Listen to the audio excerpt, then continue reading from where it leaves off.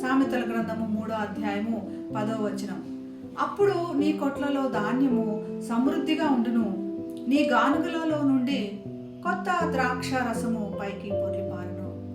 విస్తారమైన ధననిధి సమృద్ధి నువ్వెవరికి అప్పివ్వవు.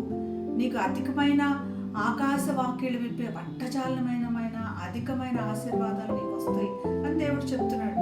ద్వితీయోపదేశకాండంలో వివరించిన వాగ్దానాలు సొలొమోను మరి ఒకసారి గుర్తు చేయడానికి ప్రయత్నం చేస్తున్నాడు.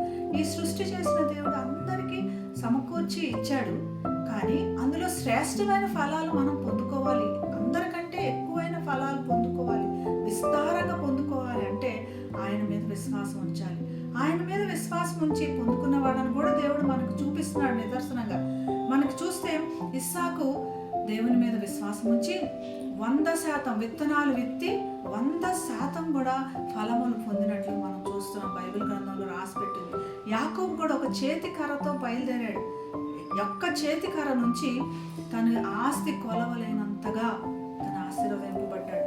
సొలొమోను అయితే తన వెండి రాళ్ళంత విస్తారంగా ఉంది, మళ్ళీ బంగారం అయితే ప్రతి వస్తువు కూడా బంగారంతో ఉన్నట్లు. ఇంత ఆస్తి పరులు మిగతా వాళ్ళకంటే ఎందుకు ఇంతగా ఆస్తిగా లేదా ఎందుకింత సమృద్ధి ఉంది అంటే అది దేవుని యొక్క ఆశీర్వాదం. అంటే దేవుని మీద విశ్వాసం ఉండటం వల్ల వారు అది పొందుకోగలుగుతున్నాడు. దేవుడు మనకు ఒకటి గుర్తు చేస్తున్నాడు, సృష్టిలో ప్రతి ఒక్కటి ఇచ్చాము, మీరు సమృద్ధి కావాలి అంటే నా వైపు చూడండి, అవిధేయత మానండి, నాకు లోబడండి.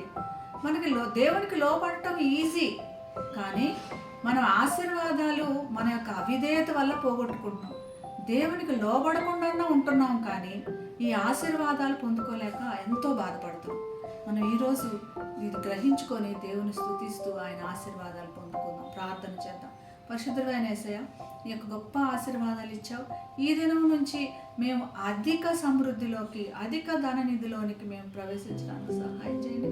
దానికి కావలసిన విధేయత, విశ్వాసం అనుగ్రహించి మా చేయి పట్టుకొని నడిపించమని యేసు నామమున ప్రార్థిస్తున్నాం తండ్రి. Amen. Have a blessed day. God bless you.